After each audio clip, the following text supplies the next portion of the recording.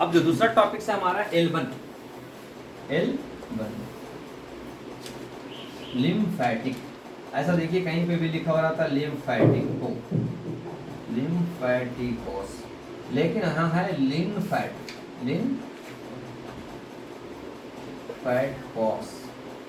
लिम्फैटकॉस, LINFATCOS, लिम्फैटकॉस। ठीक है, और उसी को बोलते हैं लिम्फ, इसी को बोलता है लिम्फ बोलते हैं। तो लिम्फैटिकॉस में हमारा बहुत इंपॉर्टेंट रेमेडीज है, इसलिए कि हमारी बॉडी को वेस्टेज पदार्थ को बाहर निकालने का काम करता है। सबसे पहला एक्शन इसमें जो हमारा है, टोटल 8 प्लांट है, टोटल 8 प्लांट है। 8 प्लांट का मैं बताता हूँ, मैं थोड़ी शॉर्ट नोट्स में मैं बना लिया हूँ मैं कि आपको, ताकि कुछ प्लांट का नाम भी याद हो जाए और प्लांट के बेसिस पर हम उसको याद रख सकते हैं कि हमारा कैसा कैसा काम करता है। सो कहता है ये सबसे पहला जो है सो ह्यूमिलस लुपुलस, ह्यूमिलस लुपुलस, HUMULUS,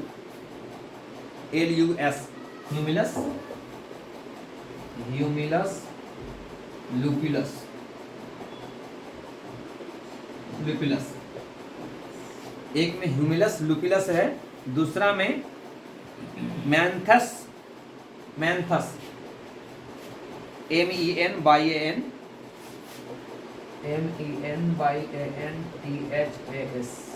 मैंथस, मैंथस ट्राइफ्लोटा, TRIOFOLATA, ट्राइफ्लोटा। दूसरा में है फुलस, फुकस, फुकस FUCUS,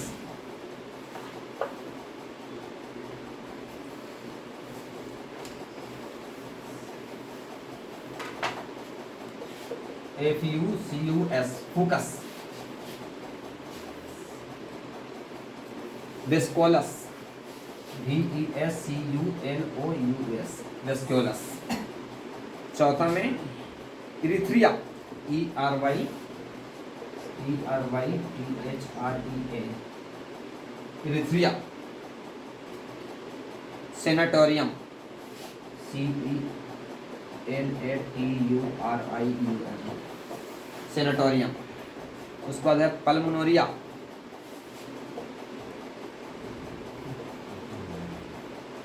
पल्मोनोरिया ऑफिसनलिस, ऑफिसनलिस। ऑक्सालिस,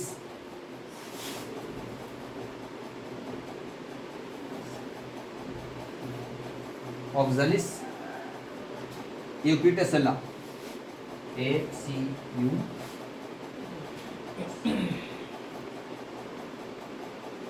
एपिसेटला। शिमरुआ, शिमरुआ अमारा, अमारा। चौथा में है इसिंचनिया, इसिंचनिया, सिंचेनिया।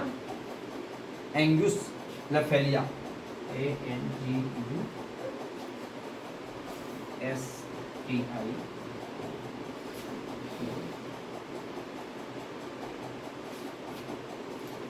फोलिया। ये हमारा प्लांट का नाम है। ये फ्यूकस, विस्कुलस, रिथमस, सेंटेरियम, पल्मिनोरिया ऑफिसनलिस, ऑक्सिलस, एस्कुलस, सिमरुबा, अमारा, एसेंचनिया, एंथुलस। इसका बिहेव पे जो है सो प्लांट जो है सो 8 प्लांट है, लेकिन कुछ प्लांट के ऐसा बहुत इंपॉर्टेंट रोल होता है। जैसे में एक में जो है सो हमारा ह्यूमिकुलस लुपुलस है। यह रेमेडी जो बताया जाता है एपिलिप्सी, हार्ट पेन, एपिलिप्सी। अब सोच लीजिए बॉडी का 2 पार्ट होता है, जो ब्रेन और हार्ट इंपॉर्टेंट माना जाता है। ब्रेन फेल आदमी फेल, हार्ट फेल आदमी फेल। तो उसके कहता है जो फर्स्ट रेमेडी जो है सो ह्यूमिकुलस लुपुलस जो है सो हमारा heart pain, epilepsy, eye disease, toothache, किसी को पेशाब को रुकना, पेशाब को रुकना मतलब यानी आपको प्रोस्टेट में आ जाना, यानी ग्लैंड का सिक्रेशन को कम होना या बढ़ जाना, दिखाई देना, या पागलपन या पैरालिसिस। अब जितना भी जा रहा है तकरीबन ब्रेन से रिलेटेड जा रहा है, तो इसका मतलब क्या हुआ, हमारा पैरालिसिस का नंबर 1 मेडिसिन होता है।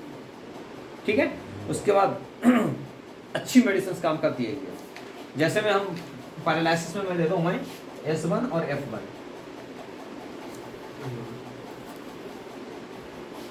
नंबर 1 मेडिसिन से S1 और F1 1000 नंबर मेडिसिन से होता है। दूसरा में कहता है ह्यूमिलस लुपुलस। उसके बाद कहता है यह रेमेडी जो ह्यूमिलस लुपुलस जो होता है, कहता है जॉन्डिस, पेशाब का पीला होना, जलन होना, मांसपेशियां का ऐंठन और जी मचलाना, नौजिया, उसके बाद हेडेक, गिडनेस, ये सब, पसीना आना जिसको सिबोरिया बोलते हैं, कहता ना हाथ पैर में मतलब नहीं बहुत ज़्यादा हाथ बांधने के बाद पसीना आ जाता है, ये बहुत अच्छा काम करता है यह।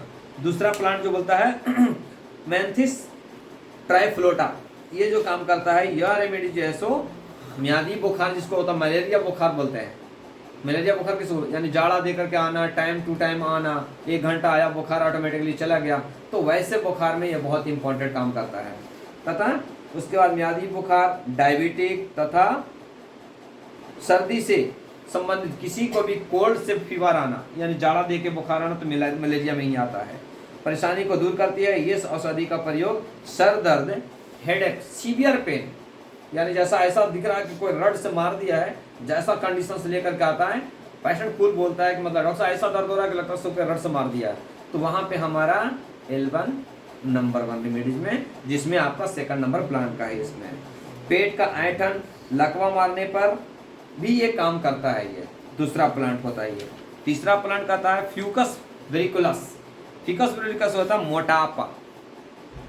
हमारा एक मेडिसिन है जो H2 के साथ में L1, H2, L1, F1, वर1 बाई E, ये मेडिसिन है मैं देता हूं मैं D2 में H2, L1, F1, वर1 बाई E और BE, ये हमारा D2 से है। कहां से? D2। आपके पास क्या है? D3 है। ठीक है, यहाँ पे बॉन्स। इसीलिए हर डॉक्टर को D1 से लेकर के 10,000 तक रखेंगे, तो ऑटोमेटिकली इंशाल्लाह पूरे चीज। अब D2 जो है हमारा देखिए यहाँ पे क्या है, L1 का काम हम क्या बता रहे हैं, किसी भी बॉडी से वेस्ट पदार्थ को बाहर करना, यानी फैट्स को हम यहाँ पे बाहर कर रहे हैं, इसलिए दे रहे हैं ओबेसिटी, है ना, ओबेसिटी में, इसलिए हम L1 इसमें ऐड करें, इसलिए ये फार्मूला बता दिए। तो आपको L1 हम कहाँ दे सकते हैं, एक नॉर्मल एग्जांपल पे, तो हमारा ओबेसिटी पे नंबर 1 रेमेडी होता है। कहता है ओबेसिटी को कम करता है ग्वाइटर। अब देख लीजिए यहाँ पे जितने भी आपको बताया जा रहा है, तीसरा नंबर का प्लांट का फ्यूकस वेरिकुलस जो है सो, जब से हमारी बॉडी में कहीं पे भी फैट्स डिपोजिट हो रहा है, तो हमारा ग्वाइटर में क्या है, फैट्स ही है। लिपोमा में क्या है, फैट्स ही है। ओबेसिटी में क्या है, फैट्स ही है। बेली पेट में क्या है, फैट्स है। थायराइड होता है तो क्या होता है, फैट्स ही होता है। तो मोटापा जब होता है कहीं पे भी, तो फैट्स का डिपॉजिट होता है। जब फैट्स का डिपॉजिट होता है तो हमारा कैल्शियम मिनरलाइजेशन का कम होता है। जिसका फुल कैल्शियम रहेगा उसका फैट्स नहीं आता है, इतनी हीट होती है कि वो पिघला करके बाहर निकाल देता है वो। कहता उसके बाद जैसे कि लगे कोई रॉड से मारने के लगा, यानी किसी को सीवियर पेन होता है तो रॉड के जैसे मार के लगने के जैसा महसूस होता है, तो बहुत अच्छा, ये थायराइड की अच्छी रेमेडी है। क्यों, मैं अभी बता चुका हूँ, H2C3L2RE बताया था नहीं, H2C3L2RE। अब L2 है ये, लेकिन मैं पढ़ा रहा हूँ क्या, L1। तो L2 में क्या है मालूम है, S1, L1, A3। आ गया ना थायराइड का, हम प्लांट बेसिस पे पढ़ा रहे हैं लेकिन पूरा प्लांट आ जा रहा है उसमें। ठीक है, ये चीज हो गया। उसके बाद का था अच्छी रेमेडी माना जाता है H2, जैसे इस तरह से बताया जाता है। दूसरा प्लांट का था चौथा में एरफिनियस सेंट्रियम। यह remedies malaria fever, and other type of the fever. किसी तरह के भी बुखार को हमारा L1 काम करता है। क्यों? हमारे पास बुखार का फीवर का क्या नाम है? S10, A3, F1, वर्वन और बाई, लेकिन L1 का D5 से सेपरेट देना। ये हमारा फीवर का बुखार का फॉर्मूला है। लेकिन अगर इसमें अगर नहीं है, अगर L1 के हम अगर सेपरेट दे देते हैं 5 ड्रॉप, तो ऑटोमेटिकली बुखार फौरन कम हो जाता है। क्योंकि कहीं ना कहीं फैट्स को डिपोजिट, कहीं ना कहीं वेस्टेज पदार्थ का हमारी बॉडी में डिपोजिट होने के कारण ही हमारा ये फीवर आ रहा है वो। ठीक है। उसके बाद कहता है स्किन सिकुड़ना। हमारा L1 कहाँ काम करता है? स्किन सिकुड़ना। स्किन किसको सिकुड़ता है? कोई लेडीज जो ज्यादातर बर्तन धोने के काम करता है, यानी वॉशिंग मशीन में काम करता है, पानी का हमेशा भीगा हुआ रहता है, तो हाथ जो है सिकुड़ जाता है। स्किन क्या हो जाता है? सिकुड़ जाता है। तो वैसे लोगों को हाथ सिकुड़ने का काम ज्यादा होता है, जो कि जिसका ओबेसिटी और फैट्स का बॉडी में डिपॉजिट ज्यादा होता है। तो अगर बोलते हैं डॉक्टर साहब थोड़ा ही पानी में डालते हैं ना तो हाथ सिकुड़ जाता है, यानी स्किन जो है सो सिकुड़ जाता है। सिकुड़ने मालूम है ना, यानी एक लेयर लेयर के जैसा बन जाता है, ऊपर ऊपर से जैसा बन जाता है। तो ऐसे रेमेडी में उसको ठीक करने का अच्छा काम करता है। किसी को कान में साउंड बीजिंग होता है, भुन भुन भुन भुन के जैसा, मतलब जैसा कुछ मच्छर आ गया या कुछ साउंड, अलग से साउंड उसमें आकर के बना रहा है, वैसे मेडिसिन में भी हमारा ये काम करता है। तो C4L1GE, C4L1GE एक ऐसा मेडिसिन C4L1GE, ये मालूम है मैं कहाँ देता हूँ? टिनाइटिस में देता हूँ मैं। और टिनाइटिस अब देना इसको कैसा, कुछ भी नहीं करना उसको, सिर्फ खाली D3 से D4 से बना करके कॉटन में ले करके कान के पलक कर लेना। सिर्फ कान में पलक कर लेना, डालना भी नहीं है। क्योंकि हमारा मेडिसिन जो बना हुआ है क्या से है? RS से है। तो जितना बाहर जाएगा उतना अंदर जाएगा। जो जाता है तो ऑटोमेटिकली आपको जो कैल्शियम मिनरलाइजेशन का जो कम होता है और वेस्टेज पदार्थ जो होता है बाहर निकलना चाहता है, जो नहीं निकलता है, वो ऑटोमेटिकली कॉटन में आकर के चिपक जाता होगा। फॉरन टिनाइटिस खत्म हो जाता है, ओटोरिया खत्म हो जाता है, बैक से जो आता है, जो लिक्विड जैसा पानी आता है, कचरा जाता है, वो फॉरन कम हो जाता है। मैं सिर्फ लगाने से दिया हूँ मैं, ऐसा 3 पेशेंट का इलाज चल रहा है मेरे पास टिनाइटिस का, बहुत अच्छा रिजल्ट है इसका। ये जो है हमारा ये काम करता है। दूसरा कहता है पल्मनोरिया। पल्मनोरिया का मतलब ही होता है पल्म। पल्म का मतलब पल्मनरी डिजीज, पल्म का मतलब लंग्स।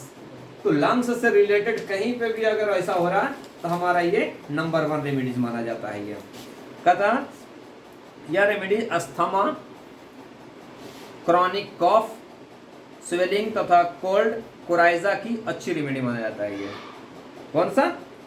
पल्मनोरिया। ठीक है, ये हो गया। छठा में ऑक्सिलिस। ऑक्सिलिस एक ऐसे प्लांट है कि इसका हर डॉक्टर अलग अलग नाम रखा है इसका, ऑक्सिलिस का। इसको कहता है मेन जो इसका जो हर डॉक्टर प्लांट के, क्योंकि जो हर जगह का प्लांट कलेक्ट करा तो उसको नाम अलग अलग रखा, इसलिए इसको कोई ज्यादा इसमें रोल नहीं है, लेकिन ये लिप कैंसर पे ज्यादा काम करता है। छठा पॉइंट जो है सो। सातवां पॉइंट जो है सो सिमारा, सिमारुआ अमारा, ये बहुत थोड़ा अफेक्टेड है यार।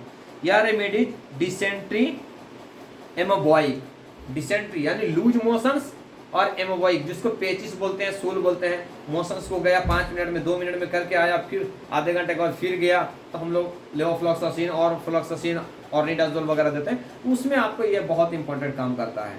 ठीक है। उसके बाद कहता है ये टाइफाइड फीवर में भी काम करता है, और बाइल डक्ट पर भी काम करता है, ये लीवर पे भी काम करता है, क्योंकि लूज मोशन होने का मतलब ही होता है हमारा लीवर से अफेक्टेड होता है ये।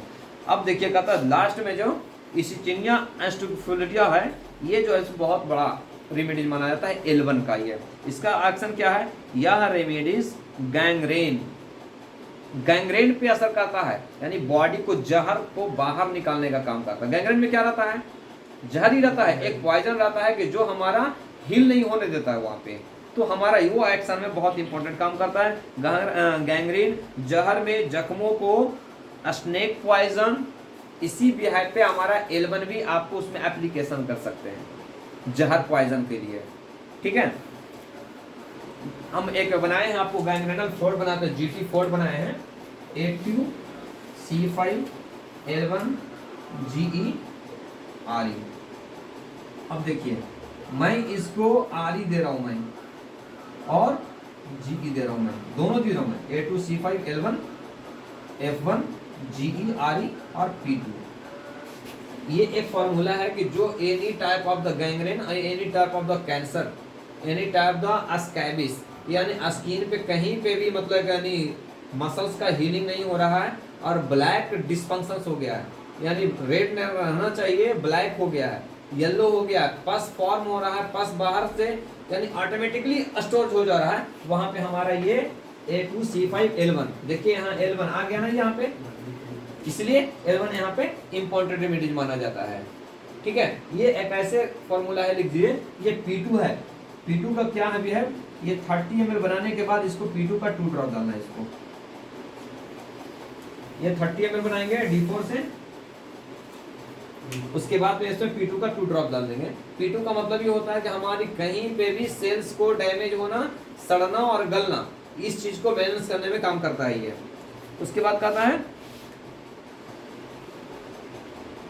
अपेंडिक्साइटिस, अपेंडिक्साइटिस में भी हमारा L1 बहुत इंपॉर्टेंट काम करता है। फोड़ा प्रत्येक कई any type of the boils, फोड़ा बॉन्ड जो हमारा बाहर निकलने वाला है या दबने वाला है, तो इसलिए हमारा L1 यहाँ पे, अगर ये हार्ड रहेगा, दो चीज करेंगे, अगर ये ओपन प्लेस है यानी जख्म ओपन होया हुआ है तो हमारा GE देना है, अगर ओपन प्लस नहीं है ट्यूमर के जैसा बना हुआ है तो उसमें हमारा RE देना है, ये याद रखेंगे आप।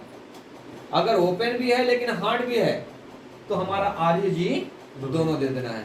RE हमारा क्या करेगा, मिनरल बाहर करेगा, G क्या करेगा, उसको हील करेगा।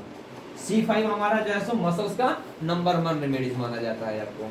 ठीक है, जो एनी टाइप ऑफ द, अब कहता है उस बाद अगर किसी व्यक्ति को पढ़ते समय आंखों में दर्द होता है, बोलते समय बहुत ज्यादा दर्द होता है, किसी को चलने समय आंखों में दर्द होता है, किसी को लाइट रिफ्लेक्ट करने के बाद आंखों में दर्द हो जाता है, वहां पे L1 नंबर 1 रेमेडीज होता है। किसके बिहार पे, ये प्लांट के बिहार पे, मतलब इसको कहता है। हेडेक पेन होता है तो इन सभी डिजीजों पे नंबर 1 रेमेडीज माना जाता है हमारा L1। अब इसका देखिए मेन जो L1 जो हमारा कहाँ काम करता है, ये देखिए बताते हैं आपको। कहता है ये जो है so action, field of action कहाँ मेन डिजीज में लिखा कहता है इसमें अस्थमा, क्योंकि अस्थमा के पहले भी प्लांट में पढ़ चुका हूं मैं, हमारा पल्मोनोरिया जिसको बोले अभी, asthma, chest pain, angina pectoris, hardening of the gland, अभी बताया कि ट्यूमर पे काम करने वाला है, गैंग्रीन, डेंटल फिस्टूला, फिस्टूला में भी क्या है, कहीं ना कहीं फैट्स डिपोजिट आकर के जमा होता है, कहाँ पे, रेक्टम एनल के पास भी हो सकता है, और डेंटल फिस्टूला भी होता है। डेंटल फिस्टूला मालूम है, दांत के गम के साइड में पस ड्रेनेज होता है, दांत के साइड में, यानी गम में नहीं, गम में जो चिपका हुआ है उसके नीचे से ड्रेनेज होता है तो उसको फिस्टूला बोलता है। यानी कहीं न कहीं अलग से, जहां से उसका रास्ता निकलना है वहां से ना निकाल करके अलग जगह से ड्रेनेज होता है, उसको फिस्टूला बोलते हैं। रेक्टम एनल कहाँ होता है, फिस्टूला कहाँ होता है, देख लीजिए आप। रेक्टम एनल हमारा कहाँ होता है, ये हमारा पार्ट्स है, ये मोशंस हमारा कैविटी है, यानी हमारा पास मोशंस पास होने का जगह है। आपको फिस्टूला यहाँ होगा, आपको फिस्टूला यहाँ होगा। अभी तो मतलब मैं टेस्टिकल के बाजू से फिस्टूला का इलाज चल रहा है मेरे पास, टेस्टिकल के बाजू से फिस्टूला है, अब सोच लीजिए उसका। और वो फिस्टूला को कैसा पहचान करेंगे, ये मालूम होना जरूरी है। कभी भी फिस्टूला का पस, जैसे तो ब्लड और पस दोनों मिक्स रहेगा। नॉर्मल ब्लड बॉन्ड में, नॉर्मल जख्म में पस कैसा रहता है, पहले पीला, ठीक है, पीला के बाद जब ज्यादा दबाएंगे तब जाकर के लाल होता नहीं है। लेकिन जैसे ही आप अगर नस्तर मारेंगे या तो उसका ओपन बॉन्ड करेंगे, थोड़ा ओपन करेंगे उसको, तो मिक्स होकर के आएगा। नहीं तो आपको कल मैं उसको फोटो बताऊंगा कि पस का, उसको फोटो डालूंगा, फिस्टूला पस पॉइंट करके मैं डालूंगा उसको। अभी मेरे पास चल रहा है, 50% कवर हो गया 5 डेज में उसको, 3 महीने से था मेडिसिन उसको, मैं चल रहा था, कहाँ चल रहा था, 2 होल बना दिया है उसको तो मैं रोप डाल रहा हूँ, खास करके हमारा यही। इसी को हम बैंडेज में डाल करके उसको एप्लीकेशन अंदर रोक डाल दे रहे हैं। फर्स्ट दिन में कम से कम 50 ml पस निकला था, सेकंड डे में भी 15 ml निकला, 50 ml से 15 ml, कल निकला 5 ml, लेकिन निकला। मैं बोल दिया कि 1 महीना लगेगा, क्योंकि ऑलरेडी 3 महीना उछल के आया, तो 1 महीना तो अपन बोलना ही बोलना। ठीक है, तो ऐसे हालत में यानी कौन सा एनल फिस्टुला हो या डेंटल फिस्टुला हो, वहां पे भी काम करता है प्यूराइटिस और and digestions with cramping sensations. Cramping मतलब पैर खींच रहा है, इसका मतलब क्या हुआ, कहीं ना कहीं कुछ ना कुछ ब्लड का कंजशन है, तभी आपको पैर खींचता है उसको। उसके बाद impotency of the debility, impotency यानी मेल में इम्पोर्टेंसी जो होता है, इम्पोर्टेंसी की कमी होता है, स्पर्मेटोरिया जिसको बोलते हैं, उसमें जेनाइटल ऑर्गन इंडुरेशंस ऑफ ग्लैंड्स, यानी किसी को ऑर्गन पे सिक्रेशन का कम होना, टाइमिंग का कम होना, एजुकेशन का कम होना, यानी आपको मेल रिप्रोडक्टिव सिस्टम में ग्वाइटर गॉड और ग्वाइटर, इसलिए L1 एप्लीकेशन फर्स्ट माइटी जी ने हमारा L1 को एप्लीकेशन के रूप में रखा था, सिर्फ लगाने के लिए। फर्स्ट एक्शन जो है इसका ओरल के लिए नहीं, एप्लीकेशन के लिए बनाया गया था, लेकिन जब ओरल के साथ में एप्लीकेशन करना शुरू करा तो बहुत ज़्यादा अफेक्टेड हो गया। इसलिए कि जब भी हम एप्लीकेशन कर रहे थे तो उसी एरिया से हम बाहर निकाल रहे थे, बाई कैसा, स्वेटिंग के थ्रू से, या तो मिनरलाइजेशन होकर के उसको ब्लड को फ्लो में कर रहे थे। लेकिन जब ओरल करने लगे तो क्या होता, हमारी बॉडी में जो आने लगा तो कहीं कहीं छोटी छोटी जो गठाने थी जो उसको मालूम नहीं हो रहा था पेशेंट को या लोगों को, तो वो भी गलना शुरू हो गया। जो वो गलना शुरू हुआ, जैसे यहाँ पर एक्सिलिया ग्लैंड बोलते हैं इसको, तो यहाँ पर बड़ा है तो इसको दिख रहा है, लेकिन यहाँ पर छोटी है, ये तो दर्द नहीं हो रहा तो मालूम नहीं हो रहा ना। तो जब हम ओरल देंगे तो यहाँ भी काम करेगा और यहाँ भी काम करेगा, तो इसीलिए आपको एप्लीकेशन से ज्यादा महत्व ओरल को दिया गया। और एप्लीकेशन वहां पे हम रखे हैं कि जहां पे वो बाहर से हम उसको आसानी से कंप्रेस कर सकते हैं। लेकिन इंटरनल ऑर्गन में अगर कहीं पॉलिप हो गया तो उसको हम कैसा एप्लीकेशन करेंगे, हार्ट का पॉलिप हो गया तो कैसे, ऊपर से लगाएंगे तो बहुत टाइम लगेगा उसको लगाने का, अंदर जाने तक, सिक्रेशन जाने तक, इसीलिए हम उसको ओरल के भी यूज करना शुरू कर दिए। उसको बाद जेनाइटल ऑर्गन है induration of the gland and their enlargement of the goitre गॉड्स, यानी कहीं पे भी ग्लैंड को इनलार्जमेंट हो जाना यानी बढ़ जाना, कहीं पे भी हो, कोई सा भी लिपोमा आ गया, फाइड वॉल आ गया, तो वहां पे हमारा L1 नंबर 1 रेमेडीज होता है। ठीक है, उसके बाद कहता है हेमोराइड ब्लाइंड, अभी बोला मैं आपको फिस्टुला में हेमोराइड ब्लाइंड्स, यानी हेमोराइड का मतलब क्या, हेमोराइड यानी हेमोग्लोबिन को वहां पे डिपॉजिट हो जाना, यानी खून का वहां पे जमाव हो जाना, थक्का हो जाना, जिसके कारण से मोशंस को ब्लैक होना। आप पहचान में आएंगे जब एक क्लासेस लेंगे, आप जब फिशर फिस्टुला डिफाइन करेंगे तब आपको मालूम होगा कि हम किस विशेष पे क्या देंगे, इसका कहां से कनेक्शन है। ये रियल में हेमोराइड है या फिशर है या फिस्टुला है, यही अगर डिफाइन नहीं होता है तो पेशेंट आपको क्योर नहीं होगा, क्योंकि वैसे एरिया पर रहता है कि जो पेशेंट बताना मुनासिब नहीं समझता, मेल हो या फीमेल हो, लेकिन वो अपना कंडीशन तो बताएगा, प्रॉब्लम तो बताएगा। वो जब प्रॉब्लम बताएगा तो हम खुद उसको डिफाइन कर सकते हैं कि हाँ ये क्या है, जलन हो रहा है, बर्निंग हो रहा है, कॉन्स्टिपेशन हो रहा है, मोशंस कैसा हो रहा है, मालूम हो जाएगा।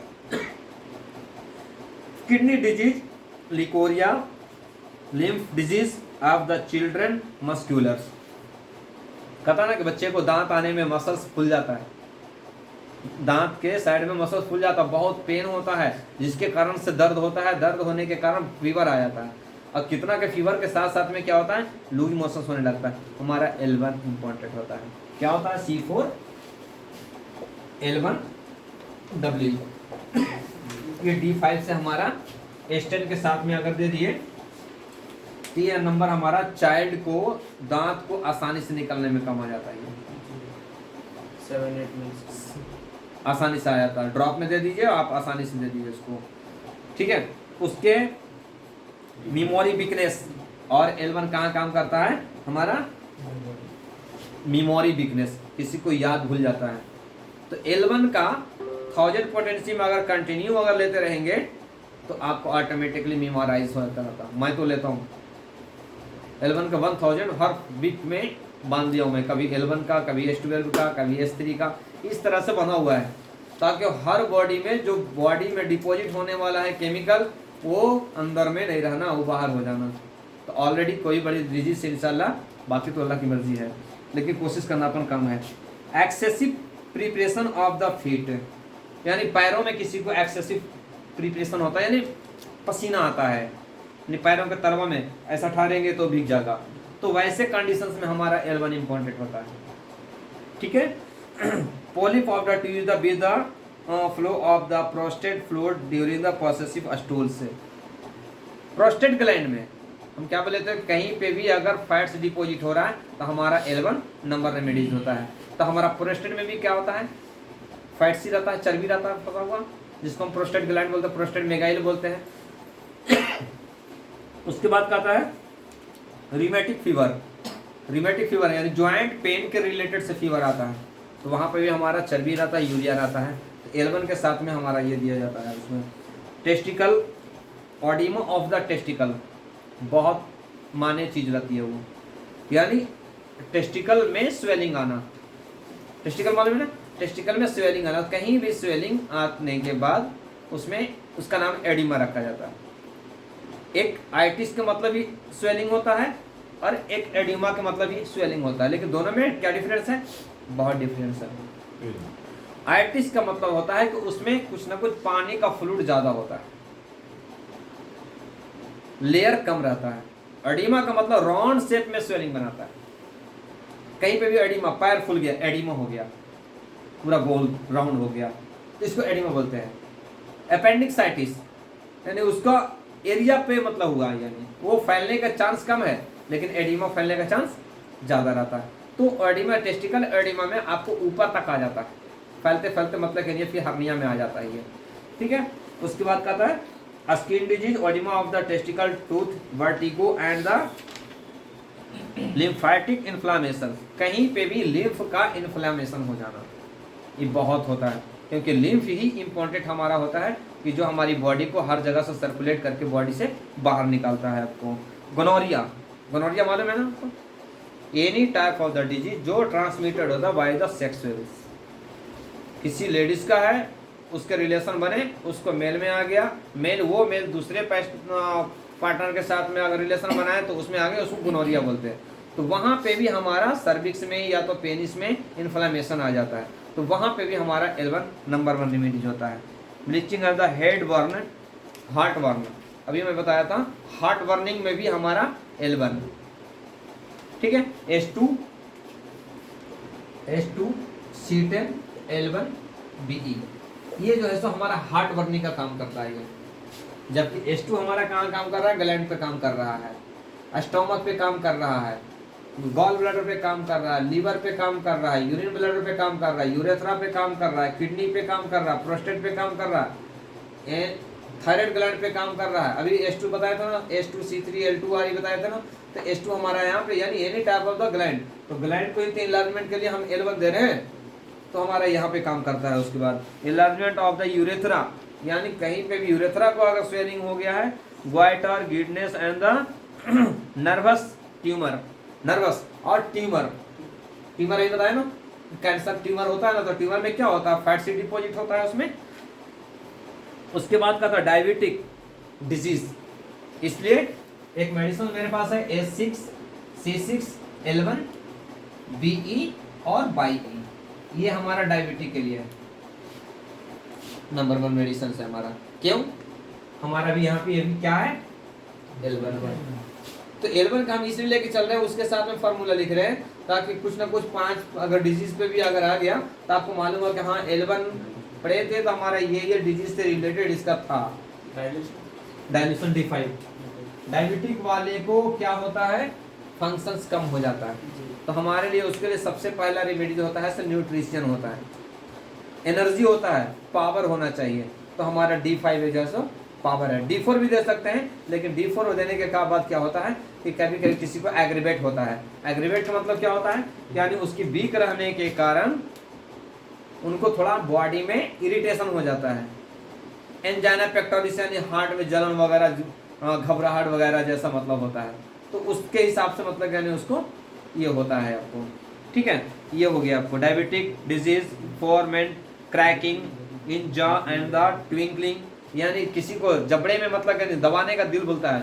छोटे बच्चे को जब दांत आता है तो क्या करता है, मुंह में डालिए कट कर देता है, वो चिवा देता है, उसको दबाने के बाद जा को अगर पकड़ते हैं तो मतलब अच्छा दिखता है, छोड़ देते हैं तो टिंकलिंग एक्सरसाइज करने की आदत रहती है उसका।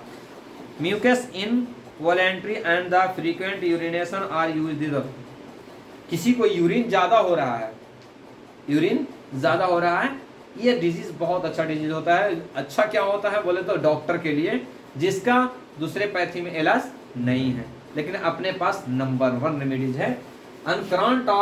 अनकंट्रोल ऑफ माई यूरिन, यानी डिजीज को एज फैक्टर वाले हो चाहे छोटे बच्चे हो, बेड वेटिंग, ये सब चीज का पैसे कमाने वाला है ये, जितना बोले उतना देगा, फायदा तो होना ही होना है। तो अनकंट्रोल ऑफ यूरिन के लिए C17F1 200 नंबर 1 रेमेडीज, C17F1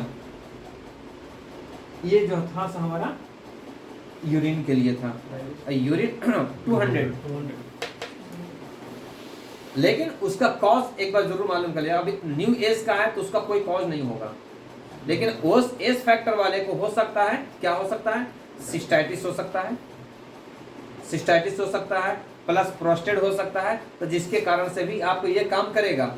लेकिन उसके साथ में अगर ऐड किया जाए डिजीज के हिसाब से, क्योंकि आपके पास पेशेंट रहेगा तो सिस्टाइटिस है तो उसका अलग हो जाएगा, और प्रोस्टेट होगा तो अलग हो जाएगा, तो उसके हिसाब से इसको C17F1 200 दे सकते हैं, आपको आसानी से यह कवर हो जा सकता है। तो ये जो था सर आपका L1 का लास्ट पॉइंट था ये है। अगर इसके बारे में किसी को पूछना है तो उसको पूछ सकते हैं। सर ये कोई भी एज के बच्चे को रोक दीजिए जरा।